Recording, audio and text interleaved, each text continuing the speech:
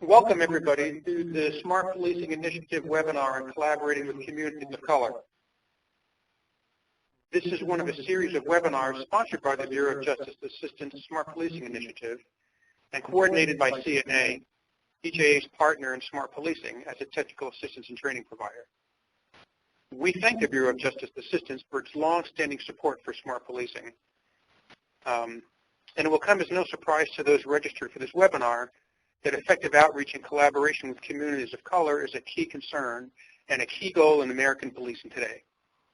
Not just because of the well-publicized incidents of police shootings and use of force we are all familiar with, but also because of the emphasis placed on this policing function by the President's Task Force on 21st Century Policing. We don't just want to react to this issue. We want to be proactive and out front on this issue in policing in America today. And the best way to learn how to do this is to learn from our colleagues. So we've called upon two of our smart policing experts, Hildy Saizow and Steve Rickman, to discuss this issue with you today. And we've called upon two other policing practitioners to talk about how they are experiencing this issue in their jurisdictions. Captain William Scott from the Las Vegas Metropolitan Police Department and Captain Darren Ed from the Kansas City Police Department. How fortunate we are to have these individuals presenting and facilitating this webinar today, and how thankful we are that they took the time to prepare for and present on this webinar. Now let me introduce them to you for a minute. Hildy Saizow is a senior subject matter expert on community outreach and collaboration with the Smart Policing Initiative. In her home state of Arizona, she is the Director for Public Education for their replication of Chicago ceasefire. She's the Community Outreach Partner for Project Safe Neighborhoods Arizona, and she's been a National Technical Assistance Provider for Weed and Seed. She's also led creative police and community collaboration efforts recently in Minneapolis, Minnesota, Durham, North Carolina, and Rockford, Illinois, to mention a few. Ms. Saizow also provides the creative energy behind a new smart policing workshop on police community collaboration that will debut in Portland in December. Stephen Rickman recently served as an advisor to the President's Task Force on 21st Century Policing, where he observed firsthand the many challenges today's topic presents. He's the former Washington, D.C. Public Safety Coordinator, a former Justice Department Senior Executive Member, and National Director of the Weed and Seed Program, a member of the Justice Department Collaborative Reform Team in Las Vegas, and currently serves as an Associate Monitor for the Albuquerque Police Department Settlement Agreement around police use of force. Captain William Scott of the Las Vegas Metropolitan Police Department, where he has 24 years of law enforcement experience. We'll talk about his experiences with community collaboration, followed by Captain Darren Ed, who has 23 years of experience with the Kansas City Police Department, and who has recently taken on a new position in the department and places him squarely in the middle of police community collaboration. We are confident you will learn something interesting about contemporary and evidence-based approaches to police community collaboration and how important this is to building trustful relationships with communities of color. Please permit me a few other comments and we'll proceed to the webinar. I think, as everybody knows, this webinar is recorded for the benefit of others who may view it at a later time on our website. You will see that there's a chat capability with the WebEx program, so we encourage you to use this function to share your comments and questions with the presenters and others on the webinar as we proceed. Immediately following the webinar, you will receive a request to evaluate it. Please complete the evaluation and please give us your honest thoughts and recommendations regarding future webinar topics. Let me again thank our presenters today, and let me thank you all for joining in on this very important webinar. And I'm now going to turn it over to Hildy Saizow to begin the presentation. Thank you, Chip. I appreciate that introduction.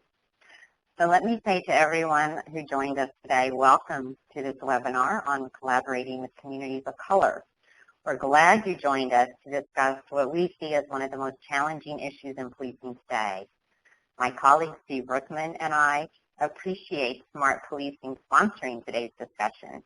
Community outreach and collaboration are key elements of smart policing, and they're also critical to any successful crime prevention strategies. We hope that through this webinar, whether you're a smart policing site or not, you will gain some new insights as well as new ideas to support your own efforts to improve and enhance police-community relations. Now, for the last year or so, the nation has witnessed both police shootings and citizen protests in many places like Ferguson, New York, Cleveland, Baltimore, etc. The pictures on your screen show quite vividly some of the things that have happened in these incidents and a gap that seems to be ever widening between the police and the communities that they're serving. Now, it's interesting to consider that back in 1829, Sir Robert Peel, who created the very first police department in London, published the key principles of law enforcement, and they're still very relevant today. And he said, the ability of the police to perform their duties is dependent upon public approval of police actions and behavior. And now, almost 186 years later, in many urban communities in our nation, the public is simply not approving. So today's webinar will be exploring why this is occurring and perhaps more importantly, what actions police departments can take to improve community relationships and effectively collaborate with communities of color. So here's what we're going to accomplish over the next hour. My colleague Steve Rickman will be studying the context for today's discussion. He'll be focusing on barriers to effective collaboration. Then I'll return to talk about actions that departments can take for developing positive relationships. We'll be featuring our two speakers, one from Las Vegas Metropolitan Police Department and a captain from the Kansas City Police Department, to give examples of successful collaboration from their departments, and then we'll move right into Q&A at the end. So please jot down your questions as we go along over the next hour. You can type them into the chat function, or you can simply save them to join the discussion at the end of the hour. So now I'm going to turn it over to Steve to set the context. Yes. Good afternoon, everyone. I need to address police community relations in communities of color first surfaced during the civil rights movement, when members of these communities began to challenge the disparate treatment by police. In response to this challenge and a need to begin to address some of the underlying factors driving crime, the community policing movement began to emerge in the 1980s and 90s. The community policing framework, derived in part from the work of Herman Goldstein, promoted the reinstatement of foot patrols, the encouragement of problem-oriented policing, and the importance of establishing police-community partnerships. The community policing movement really took hold with the passage of the Crime Act in 1995 and the establishment of the DOJ Cops Office, which provided millions of dollars in funds to municipalities to hire and train officers for community policing. Programs such as Weed and Seed incorporate community policing into their crime-fighting strategies, as well as federal law enforcement investments promote expansion of community policing. The post-9/11 environment slowed these efforts, with investments shifting to counterterrorism training and strategies. ComStat and other forms of data-driven tactics where outcomes were more important than the tactics used to achieve them, sometimes produced unintended consequences. So progress toward employing policing strategies that in part were designed to build community policing were de-emphasized. Then the videos, beginning with Rodney King and accelerating with car cams, cell phone cameras, and now body-worn cameras. And the media focus on these videos began to generate increased public awareness and concern. Today, we have fractures in relationships between law enforcement and many communities of color. Further complicating these fractures is the fact that a disproportionate percentage of victims of crime reside in these communities, most often victimized by residents from these same communities. Are these fractures real? Numerous surveys, including one reported by Gallup, showed significant differences between African Americans and their white counterparts in their confidence and perceptions of fairness of policing, especially among young African American males. And for many reasons. These perceptions may be in part due because of the disproportionate number of police contacts with that demographic. And yes, they may be due in part to implicit and sometimes explicit bias in police behavior. I served as the technical advisor to the President's Task Force on 21st Century Policing and listened to community activists, law enforcement officials, and experts describe the challenges in building communities of trust. Some of what I learned I will share with you now. Why do these relationship challenges between law enforcement and communities of color persist? What are the barriers? Let's start with history and the impact of that history on the collective consciousness of African Americans. Remember, law enforcement were the slave catchers, the enforcers of the institution of slavery. They were later the enforcers of Jim Crow practices, often working hand in hand with such groups as the KKK. They often were the instruments used in maintaining the social order that often denied African Americans basic rights. Police tactics, with many of their roots from the war on drugs, caused much angst as well in these communities. For instance, marijuana enforcement often mentioned where survey after survey suggests little difference in marijuana use across the demographic groups, but yet African American youth are much more likely to be arrested and given criminal records. Stop and frisk tactics, heavy enforcement of nuisance laws, and the other aggressive policing tactics often occurring most frequently in these communities of color.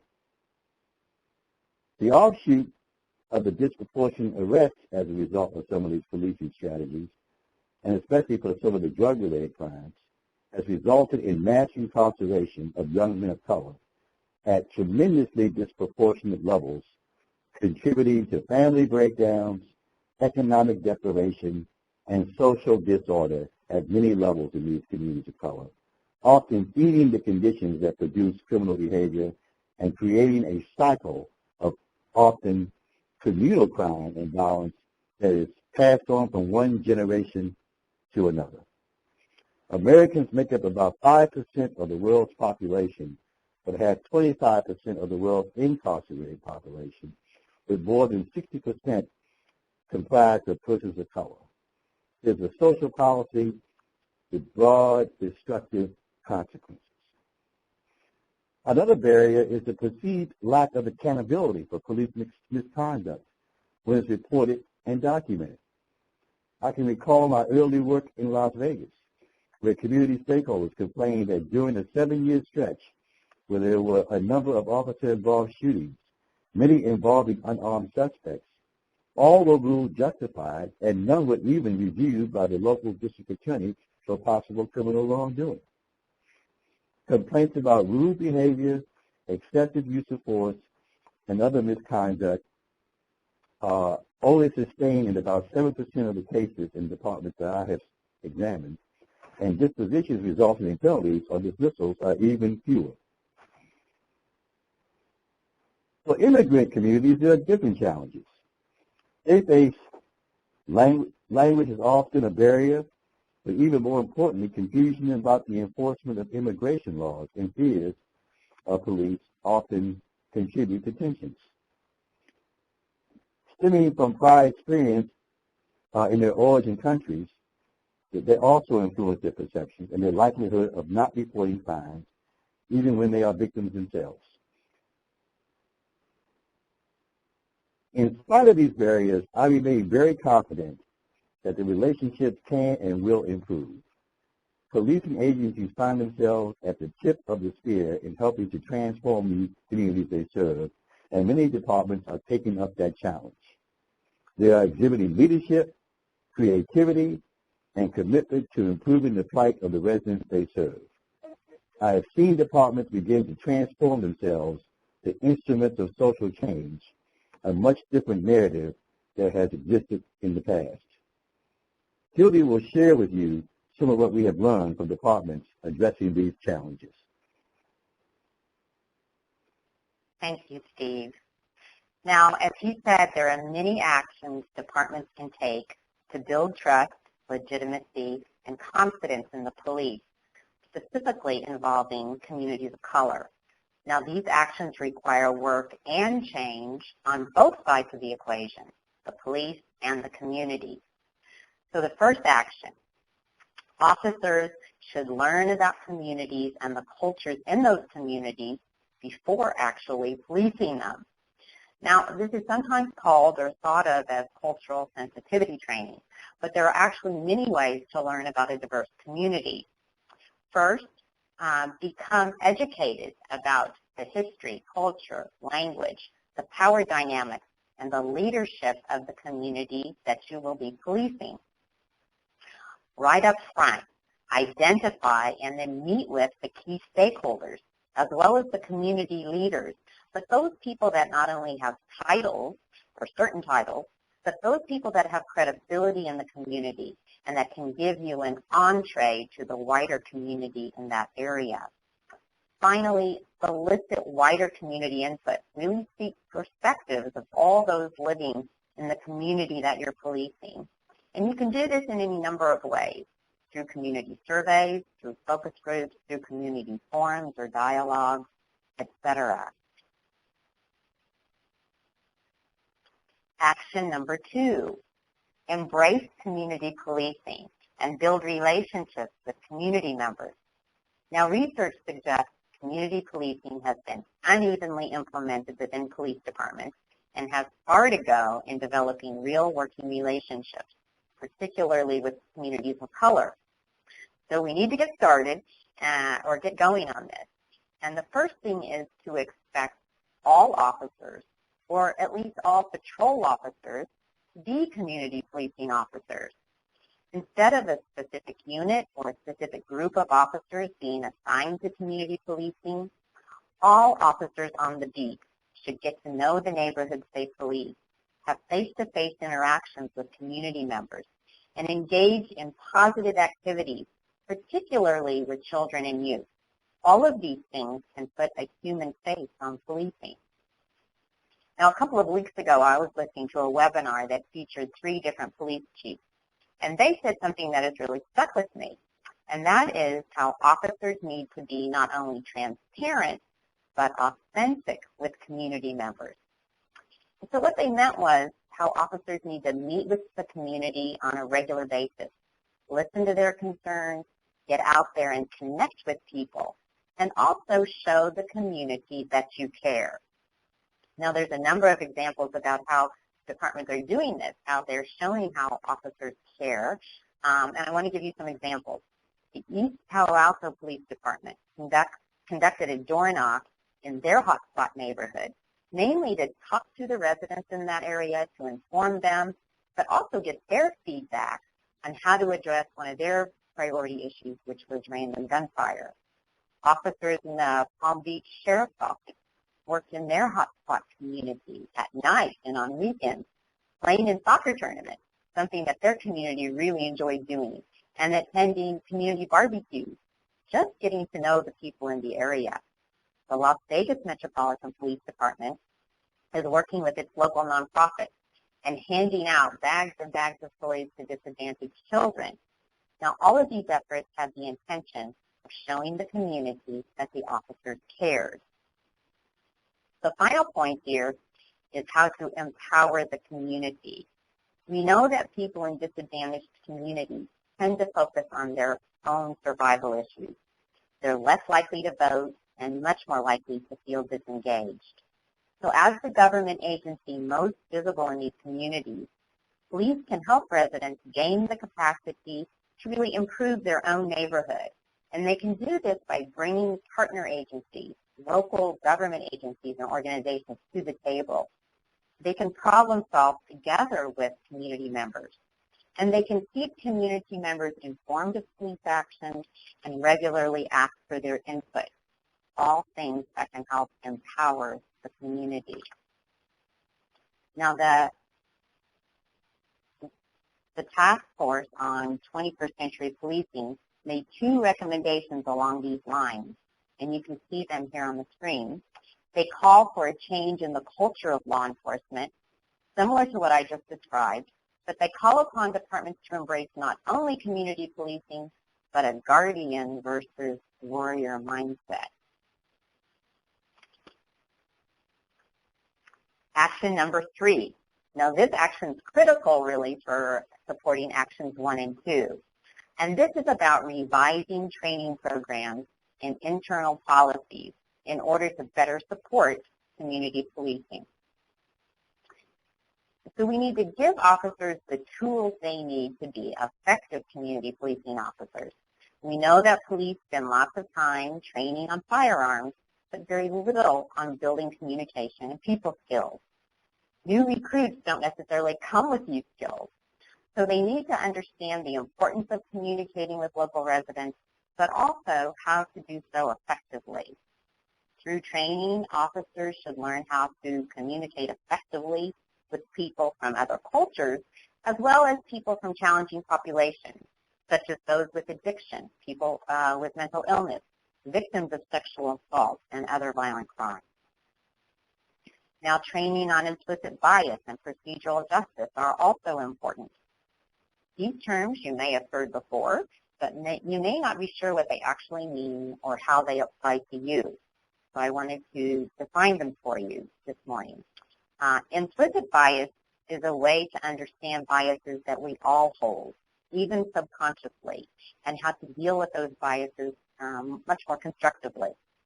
It's actually defined as an automatic association people make between groups of people and stereotypes about those groups. Procedural justice is a bit different. It's based on 4 central principles: treating people with dignity and respect, giving citizens voice during encounters, being neutral in decision-making, and conveying trustworthy motives.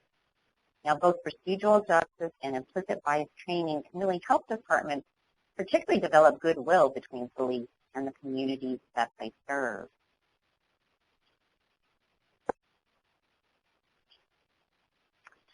The other question here is, do your internal policies need to be revised in order to better support community policing? For example, do your policies encourage officers to speak to individuals with dignity and respect? Recently, as part of my own work, I interviewed community members in medium-sized cities all around the nation. Now, what I heard more often than you can imagine were complaints about how police officers were speaking to people in the community. Offensive or even cynical or harsh language is just inappropriate and can escalate a minor situation needlessly. Experts now are advising officers to develop the habit of explaining to citizens exactly what they are doing whenever they do it. In fact, the Task Force on 21st Century Policing recommends that officers always inform people why they have been stopped and the reason for a search if one is conducted. It's simply a matter of respect. And here are some examples to illustrate these points I've just been raising. William Bratton, who is police chief for the New York City Police Department, advised his department to use robust field training for rookie officers to help them develop those people skills, but under the guidance of both experienced officers and local community partners. Fair and impartial policing training has been developed by Dr. Lori Fidel and has helped many departments around the country address implicit bias. Other departments like the Chicago Police Department have developed their own procedural justice training or brought in COPS-funded training developed by the Center for Public Safety and Justice in the University of Illinois. The Los Angeles Police Department has announced new training for its officers on how to build greater community trust, and they're touching on some unusual topics that I thought I'd tell you about. These include how to interact with the mentally ill, when officers are permitted to curse while dealing with the public, and why officers should avoid walking with a swagger. Action number 4, form community collaborations in high crime areas.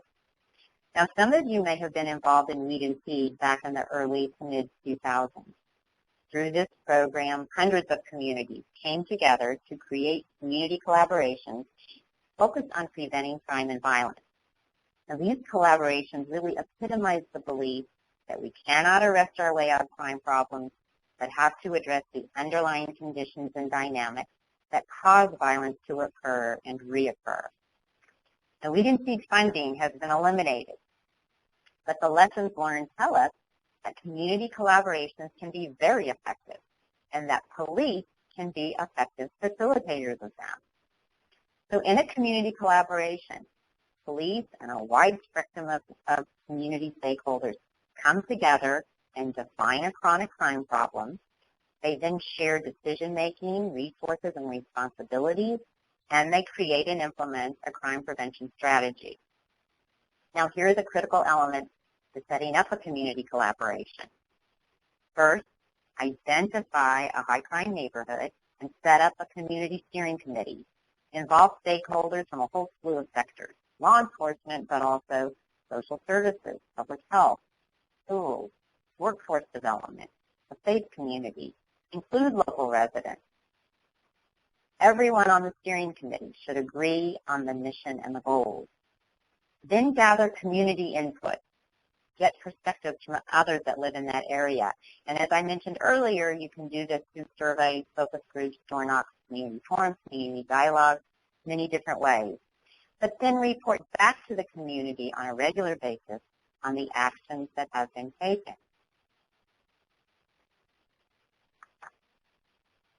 Bring in government services, particularly local government services, to work on improving the social conditions, but also the physical environment of that area. When people can see a difference, it can really make a difference. Focus on proactive crime reduction strategies.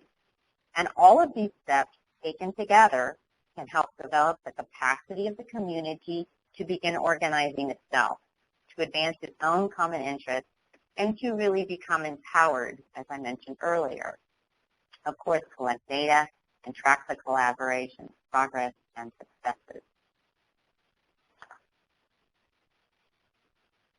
So let me take a break and introduce Captain William Scott from the Las Vegas Metropolitan Police Department. He's going to take a couple of minutes to discuss his department's successes collaborating with communities of color. So Captain Scott? Thank you, Hildy, and appreciate the invitation to speak today. So what I want to talk about before we get into, how this actually works and how effective this can be, I really want to give the listening audience just a real short snapshot of the demographics of the area we're talking about here in Las Vegas. So the areas that we're talking about is 19 square miles. It has over 5,000 residences in this initiative area. 69% of those individuals living in that area are African American, 10% are white, 18% are multi-race and other, and 23% is Hispanic. 58% of those individuals living in this initiative area earn less than $24,000 a year. 28% have not attained a high school diploma or equivalent.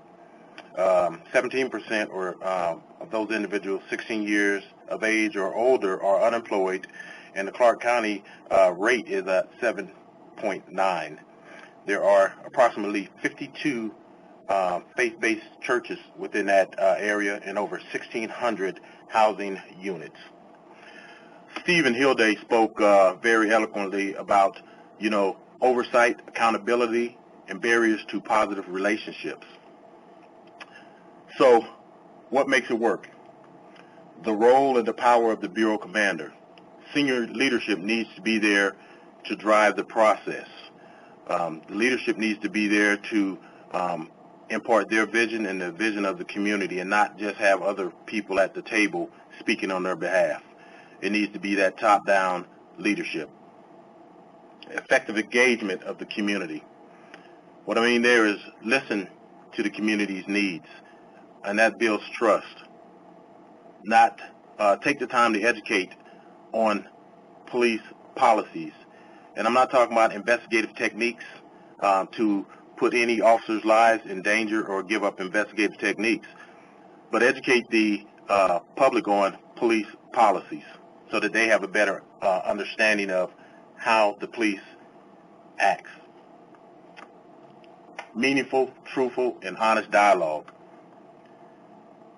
It has to be a sense of caring and not the perception that officers are just there because they're getting paid overtime or they were ordered to be there.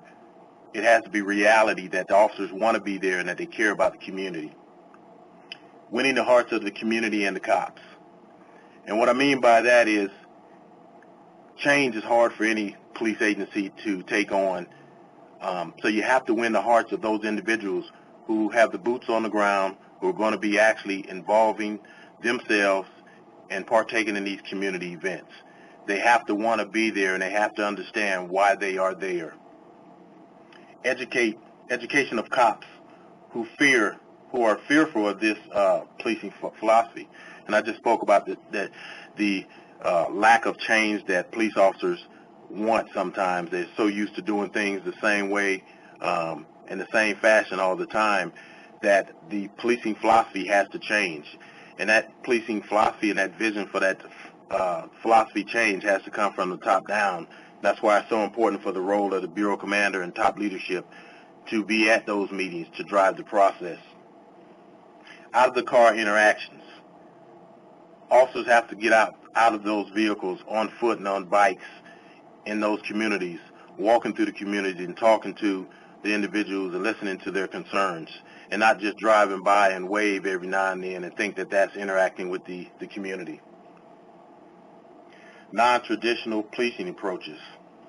Establish collaborative partnerships with your faith-based partners.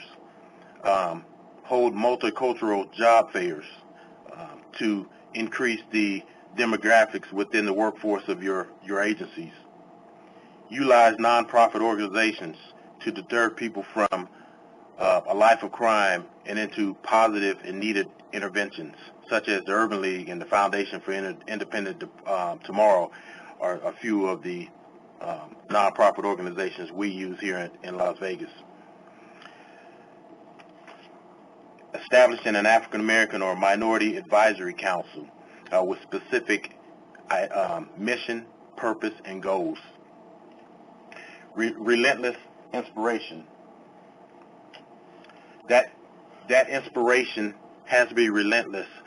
No matter if you're the only person sitting at that table during those meetings, you have to have that relentless inspiration to keep striving to bring people to the table to ensure that they understand that you care.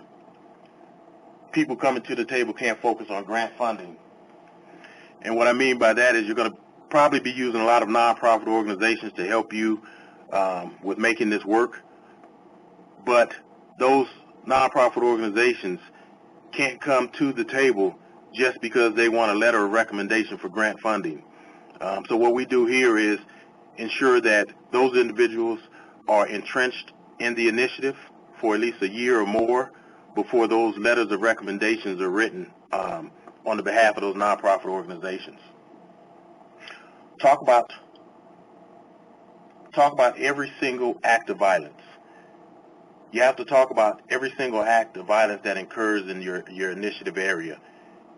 Even if it's the minor incidences that go on, you have to talk about them and talk about them with a sense of passion and caring. And then finally, no false sense of caring. The community is smart. The community understands that if you're there only because you have to be there, and you're giving off a false sense of caring or a false sense of wanting to make that community and that environment and quality of life better for those individuals, you're going to fail. Those individuals will see right through that. So, again, thank you for having me here, and hopefully that some of this information that I share with you will be beneficial to you. Thank you so much, Captain Scott. That was terrific. So I'm now on action number 5, and I'm going to continue with some of these actions. So don't underestimate the power of social media reaching younger community members. Consider expanding your department's use of social media. You may be doing one or two of the things that you see up on the screen, but reaching beyond the basics, really stretching the department in this area, may pay significant benefits. So here are some examples of what other departments are doing. The Philadelphia Police Department is really pushing the envelope of social media. It's been using Twitter and tweeting on a regular basis. and it now has more than 16,000 followers. The Phoenix Police Department is using YouTube to not only educate the public on safety issues, but also recruit for the department. The Kansas City Police Department is using Facebook and Instagram to feature mothers who have unfortunately experienced violence in their families, who themselves want to spread messages of nonviolence, and who want to help other families who are experiencing similar traumatic events and loss. Other departments like Chula Vista and the East Palo Alto Police Department use social media tools like Nixle and Nextdoor to engage with community members and to send out and receive targeted messages. Now, the Minneapolis Police Department is doing something kind of interesting. It has created a social media team that's comprised of 30 officers representing every precinct and major unit in the department. These officers are posting on Facebook and using Twitter, and they're engaging daily in online conversations with community members. So let me move on to action number 6. Use proactive policing strategies. Now, departments have choices regarding the tactics they use and the priorities they set.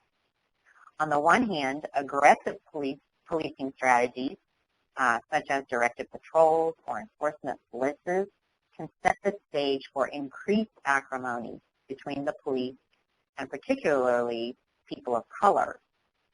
On the other hand, departments can use prevention-oriented strategies that actually engage the community, that make residents a part of the solution, and that focus on underlying conditions that cause violence. These type strategies can promote goodwill and help the department develop effective relationships. Now, there are other strategies that cause concern. At hearings before the 21st Century Task Force, community members testified that too many minority youth were getting stopped and swept up in the criminal justice system in the name of broken windows. So 2 things to keep in mind if using or focusing on broken window strategies. These are strategies that really focus on disorder in public spaces. So first, explore alternatives to arrest for minor offenses.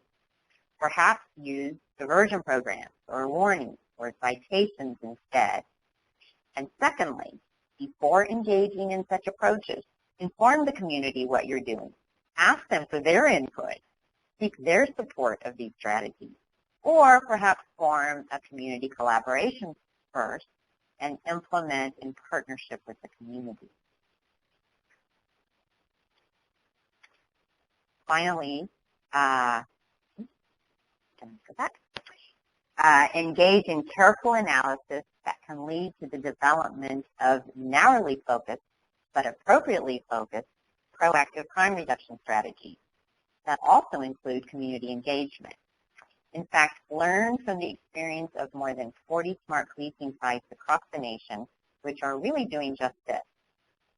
And you can learn about these 40 smart policing sites from the Smart Policing website. Now, last but not least, action number 7.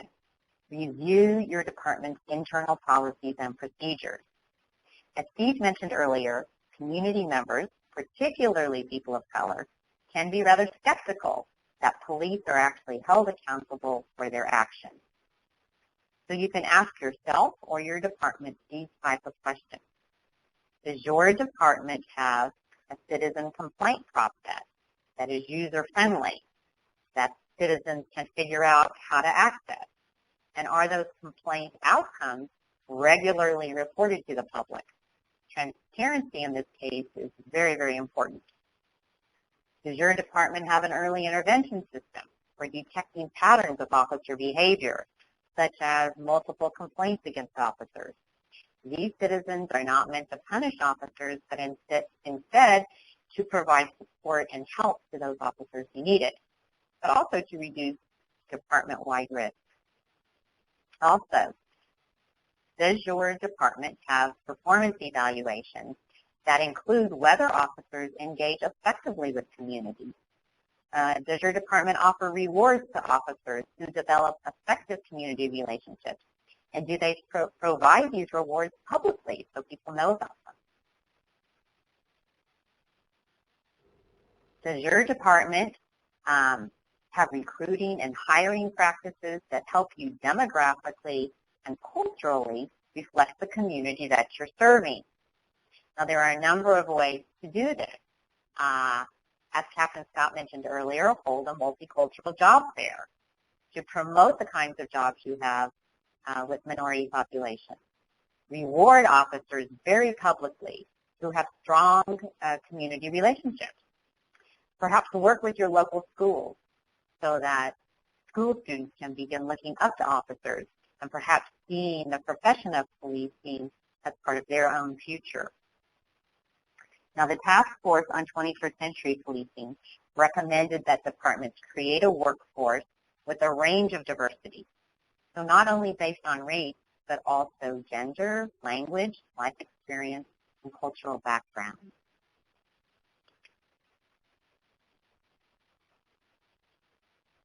So with that, I'd like to turn this over for a couple of minutes to Captain Darren Ed.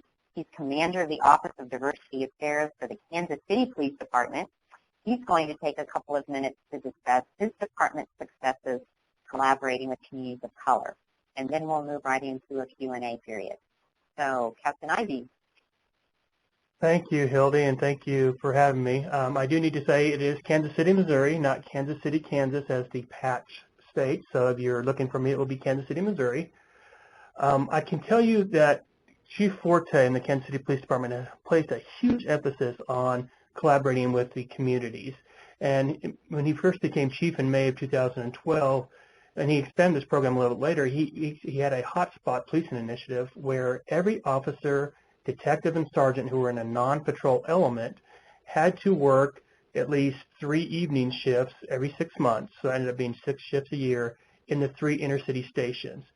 And they had many goals, as you can see, but their number one goal that he really wanted to concentrate on was building relationships and contacting with all facets of the community. He did the same thing with his commanders. All the commanders who are also not assigned to patrol have to conduct 2 field assignments every 6 months in those same 3 inner-city stations, and he wanted us to do the same, which is out there making contacts and building those collaborations. This has been a huge success in Kansas City. I don't know if you've seen the news, but I put it on the next slide. Some of the success stories are the police community dance-off. This officer and his partner stopped and started dancing with a youth in the street. It has over 3 million views on YouTube. We have a basketball game where the officers block the streets and just decide to play with the youth and interact with them. Millions of hits on that. The police flash mob in our entertainment district. Just last night, we had another instance where officers responded on a call where the youth had their bike stolen. The officers cleared from the call, went to Walmart, bought a bike, and brought it right back to the family. Those are the type of things that the chief has instilled in our organization, and it's paying huge dividends with the community as they look to us more so as a partner now than, as you see on the news a lot of time, as more of an occupying force. Some of the other successful programs we worked in the past and continue to work is the Police Athletic League. I've been fortunate. I've been involved with community policing when it was a unit back in the 90s as we expanded more department-wide, and as well as the Police Athletic League for about 12 years now. We've placed a huge financial commitment for this program. We have 7 full-time officers, 2 full-time sergeants, and a full-time captain at about $800,000 a year in salaries dedicated to this program. We have such success with it, and we're so renowned for it that recently the St. Louis County has approached us, and we were helping them establish a PAL, and Baltimore has also approached us to help them reestablish their PALs. They did away with them several years ago. We continue with our DARE and our great partnerships. We do police community basketball games. The chief has a strategic objective where he specifically wants other segments of the community to be provided opportunities to educate the department members on their cultures, their desires, their beliefs, their attitude, their work practices, and he wants us to do the same to them. So we've had several different groups. Many of them are listed on the slide, come in and speak to the department elements and tell them what they're all about. And it just helps us learn more about each other. Excuse me. The last thing I'll talk about real quick is we've recently started working with an organization called Huddle Up. And Huddle Up is an initiative of the Driving Force Giving Circle. And they're working with Baltimore, San Francisco, and us to create a true collective impact strategy to increase the academic achievement for the African American boys by the 3rd grade.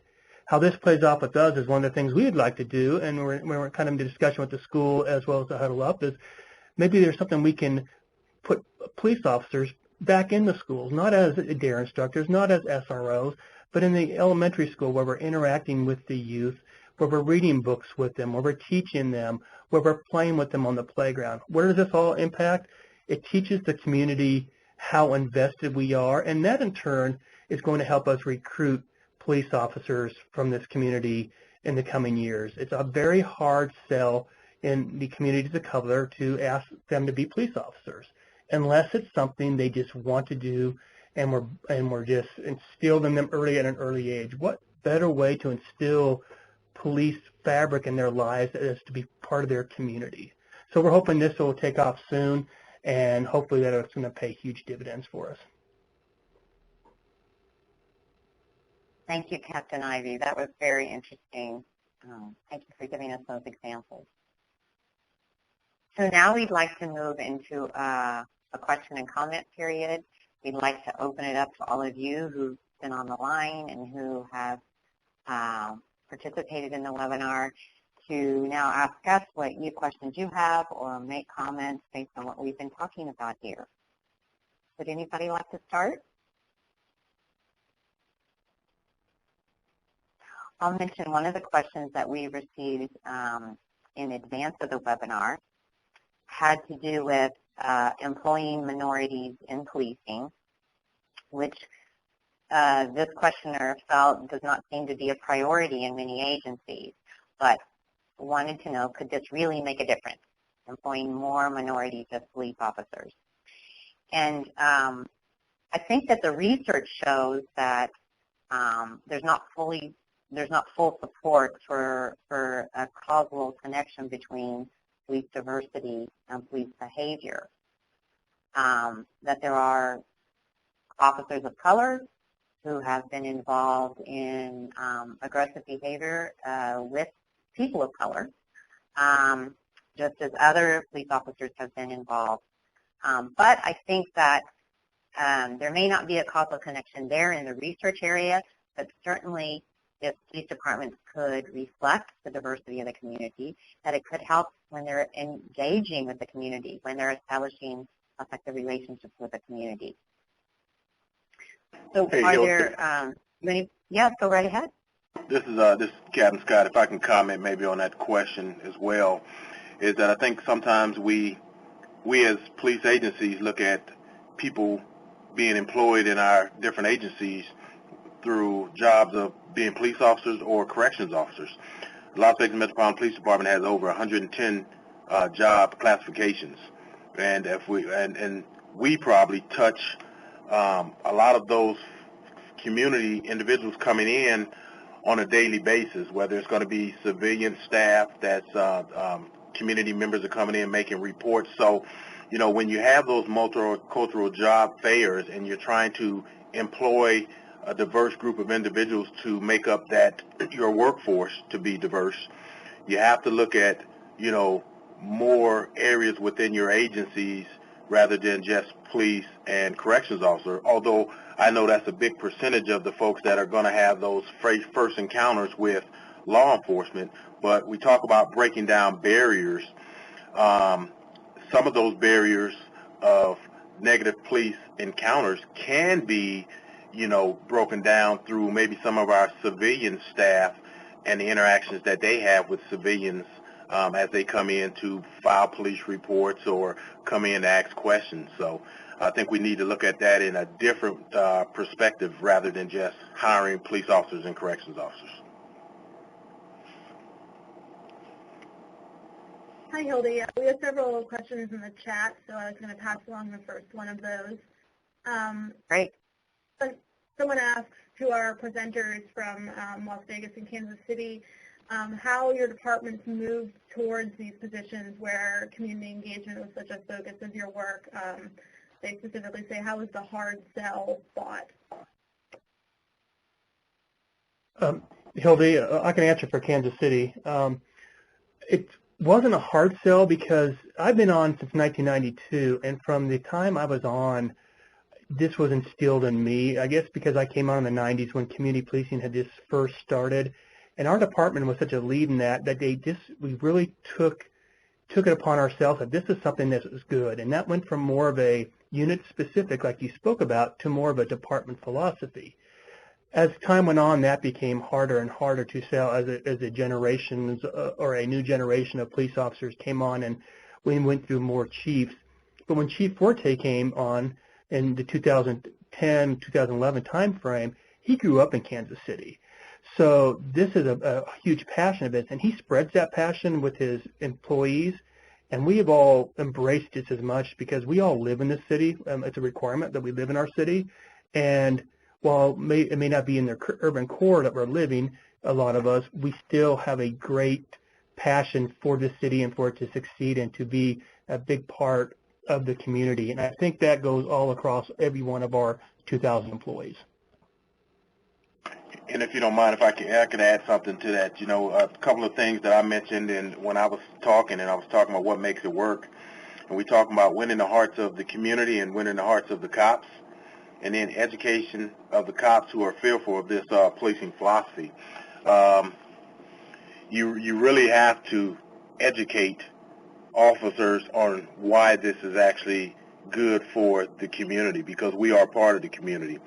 And then why is it good for the reduction of crime within those cities and within those areas?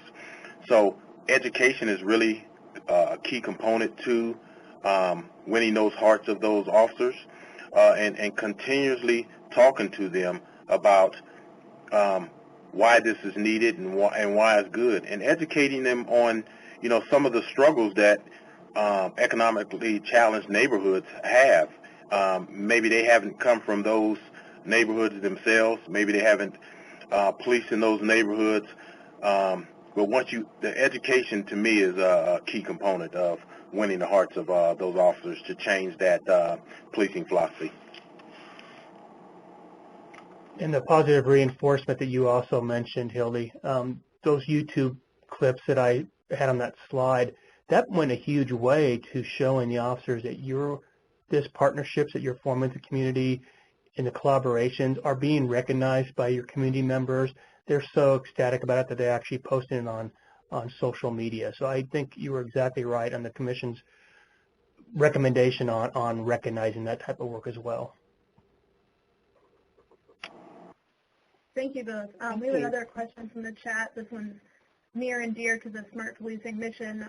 How are you assessing and measuring the effects of the policies with respect to community engagement, especially if you're facing questions or pressure from political leaders about being tough on violent crime?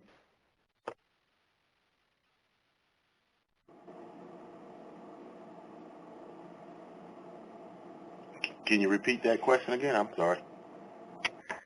Sorry. Yes. They ask, how are you assessing and measuring the impact of your social engagement strategies, especially, compared to enforcement-based strategies? Okay.